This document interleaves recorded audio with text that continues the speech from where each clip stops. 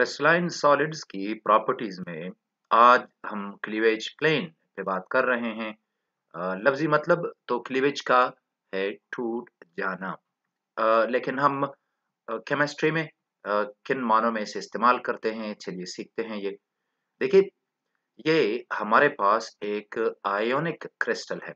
मतलब एक ऐसा क्रिस्टल है कि जिसमें लैटिस पॉइंट्स पर अपोजिटली चार्ज आयंस मौजूद है। कंसिडर कीजिए कि ये सोडियम क्लोराइड का क्रिस्टल है। तो अब देखिएगा, ये वो सरफेस है कि जिधर से हम स्ट्रेस अप्लाई करेंगे, फोर्स अप्लाई करेंगे। ये इसका क्लीवेज प्लेन कहलाता है। जहां से ये टूट चुका है, ऑलरेडी कोई क्रिस्टल टूट चुका है तो ये सरफेस बना है। तो ये इसका क्लीवेज प्लेन है। तो जरा देखिए, अ, अगर हम फोर्स अप्लाई कर ले इस डायरेक्शन से, तो होता क्या है?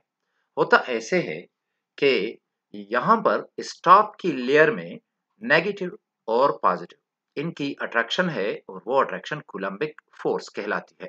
फिर नेगेटिव आगे पॉजिटिव के साथ अटैच है, फिर नेगेटिव है, फिर पॉजिटिव। तो थ्रू आउट इनकी अट्रैक्शन है हॉरिजेंटली। लेकिन वर्टिकली देखें तो नेगेटिव के साथ पॉजिटिव है, फिर नेगेटिव और इस तरह फिर पॉजिटिव। ये सिलसिला जारी है। हर एक नेगेटिव आयन के आस-पास, यानी लेफ्ट पे, राइट पे, फ्रंट पे, बैक पे, टॉप पे, बॉटम पे अपोजिट आयंस होंगे। अगर ये नेगेटिव है तो इसके इन 6 साइड्स पे, इस केस में हम सोडियम क्लोराइड को कंसीडर कर रहे हैं, तो पॉजिटिव आयंस होंगे। और अगर ये पॉजिटिव आयन है लाइक ये, तो एक नेगेटिव टॉप पे है, एक बॉटम पे है, एक राइट साइड पे, एक लेफ्ट पे, एक बैक पे होगा इसके, और एक इसके फ्रंट पे है। तो जब आप इधर से फोर्स अप्लाई करते हैं, और अगर आपकी फोर्स, आपने जितना जितना आप कुव्वत, जो स्ट्रेस आप इसका यूज कर रहे हैं, जितनी फोर्स अप्लाई कर रहे हैं, अगर वो फोर्स, ये अट्रैक्शन प्लस ये कूलम्बिक फोर्स प्लस ये कूलम्बिक फोर्स प्लस ये तमाम, इन सब को ऐड करके अगर आपने जो फोर्स अप्लाई की वो इस कंबाइंड कूलम्बिक फोर्स के बराबर है या इससे ज्यादा है, तो ये जो लेयर होगी ये आगे स्लाइड करेगी। तो जब ये आयन अपने रेडियस के बराबर फासला तय करता है, तो फिर नेगेटिव की नेगेटिव के साथ रिपल्शन स्टार्ट हो जाती है, और उसी वक्त ये क्रिस्टल टूट जाता है।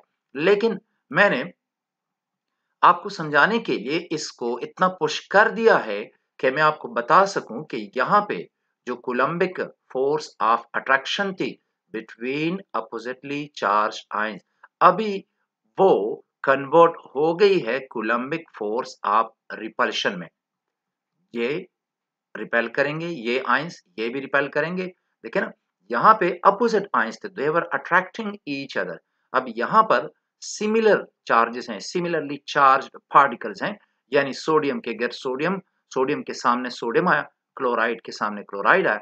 तो अब ये रिपल्शन ये रिपल्शन ये रिपल्शन होगी, और नेक्स्ट ये हो जाएगा कि वो लेयर अचानक उधर, और ये जो लेयर है ये नीचे आ जाएगी, बिकॉज रिपल्शन क्रिएट हुई। नेगेटिव नेगेटिव ये मैंने वही बना दिया कि जैसे आपने फोर्स अप्लाई की और ये स्लाइड करके आगे चला गया, तो रिपल्शन की वजह से क्रिस्टल टूट गया है।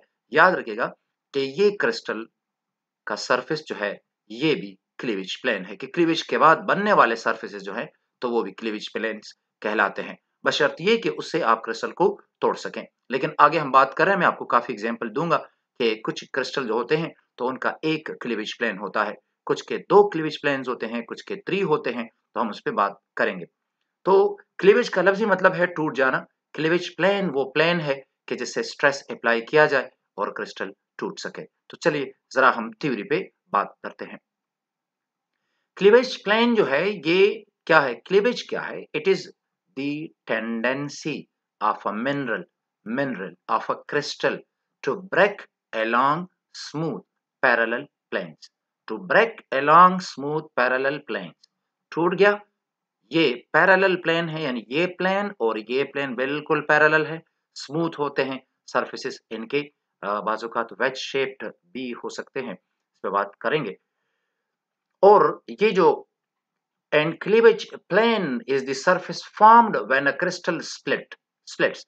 आप इसको इस तरह भी डिफाइन कर सकते हैं, क्लीवेज प्लेन जो है it is the surface form when यानी it is the new surface form when a crystal breaks along smooth parallel planes. या फिर आप कह सकते हैं कि cleavage plane is the plane through which if force is applied the crystal breaks into similar crystal। मैंने similar कहा, मैंने सेम साइज का नहीं कहा, साइज डिफरेंट हो सकता है। Cleavage is the tendency of a crystalline substance to break in certain directions, producing more or less smooth planar surfaces। जो surfaces होंगे वो smooth होंगे। आयनिक क्रिस्टल में अपोजिटली चार्ज आयन जो होते हैं वो बाउंड होते हैं एक दूसरे के साथ। फिर जब आप फोर्स अप्लाई करेंगे, ठीक है, when force is applied from one face of the crystal, the layer of ions move forward and ions of the same charge come front to front with each other. ये कह रहा है कि जब आप फोर्स अप्लाई करेंगे so the layer moves, लेकिन ऐसे नहीं मूव करेगी। आपने देखा होगा कि अगर आप पत्थर तोड़ रहे हैं तो कभी कभार आपने देखा होगा कि आप एक स्मूथ सरफेस से उसको हिट करते हैं हथौड़े से और पत्थर नहीं टूटता, गो कि वो इसका क्लीवेज प्लेन है लेकिन नहीं टूट रहा, बिकॉज आप जो फोर्स अप्लाई करेंगे वो कंबाइन इस फोर्स के बराबर नहीं है। जब आप फोर्स अप्लाई करेंगे इसके बराबर होगी तो ये जो लेयर है ये आगे स्लाइड कर जाएगी और जो अट्रैक्शंस हैं तो वो अब रिपल्शन में कन्वर्ट हो गई, because negative negative, chloride chloride के सामने आ गया, सोडियम सोडियम के सामने आ गया है, तो अब रिपेल करेंगे तो ये क्रिस्टल जो है ये टूट जाएगा। यही हमने बात की है कि सेम चार्ज वाले जो आयंस हैं वो एक दूसरे के सामने आ जाते हैं। It results in strong repulsion and the crystal breaks, crystal इस तरह टूट जाता है। अब ये भी आप देख रहे हैं, और ये वेज है जिसका मैं कह रहा था कि वेज क्या है, तो मैंने ये एक फिगर एक पिक्चर ली ताकि आपको आसानी हो कि इसको वेज इसको कहते हैं कि जिसकी मदद से पत्थर भी तोड़े जा सकते हैं और लकड़ियां वगैरह भी तोड़ी जा सकती हैं। Cleavage occurs through those points in crystal where particles are weakly bonded to each other। लेकिन जरूरी नहीं है, कभी कभार थ्रू आउट अट्रैक्शन एक जैसी होती है। मिसाल के तौर पे सोडियम क्लोराइड में थ्रू आउट अट्रैक्शन एक जैसी है तो हर साइड से वो क्रिस्टल टूटता है। उसके सोडियम क्लोराइड के 3 क्लीवेज प्लेन हैं, लेकिन माइका में एक क्लीवेज प्लेन है, उस पर भी हम बात कर रहे हैं, मैं आपको इमेजेस दिखा दूंगा। A crystal when subjected to an external pressure splits up into smaller crystals having same shape as that of the original crystal। तो जब क्रिस्टल पे आप फोर्स अप्लाई करते हैं तो ये स्मॉलर क्रिस्टल में टूट जाता है और शेप वही रहता है। क्यूबिक क्रिस्टल को आप तोड़ देंगे तो क्यूबिक ही बनेंगे, छोटे क्रिस्टल बन जाएंगे। Size of the crystal obtained may और may not be the same. मैं बता चुका हूं कि साइज जो होगा तो वो सेम हो सकता है, मे बी डिफरेंट हो, लेकिन शेप जो है वो सेम रहेगा। Cleavage planes often show lustre, shine आता है इस पे। क्लीवेज प्लेन जो होता है ना तो वो शाइन करता है और चमक सी इसकी होती है, बिकॉज उससे जो लाइट है उसकी रेगुलर रिफ्लेक्शन होती है। फिजिक्स में आपने पढ़ा होगा रेगुलर रिफ्लेक्शन ऑफ लाइट, यानी जो पैरेलल रेज उस पर पड़ती हैं तो वो बिल्कुल रेगुलरली उन्हीं तरह के पैरेलली आपकी आंखों में आती हैं, तो ये शाइन प्रोड्यूस होता है उस वजह से।